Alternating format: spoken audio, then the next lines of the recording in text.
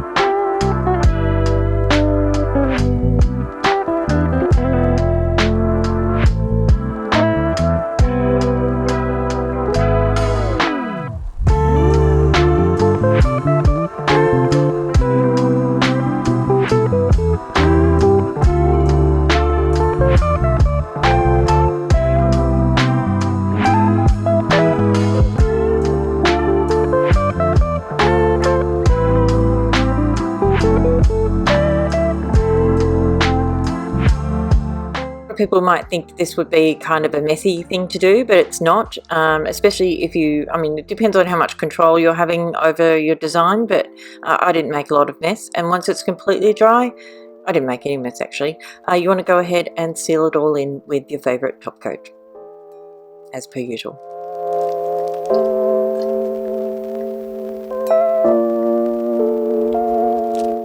And of course, I had another idea after I'd already sealed it in with my favorite top coat, and that was to add another top coat and then add some of the little flaky bits of gold that I have just hanging around my house. Just, you know, as per usual, as per most people do, or maybe not. You can get this sort of flaky bits of gold. You can get them from a craft store, or you can get them on eBay. It's not hard to find, but I rip them up into teeny tiny little pieces and just put them in varying places on my nail. And I thought that gave the design a little bit more dimension. You don't have to do that, but I felt the need to.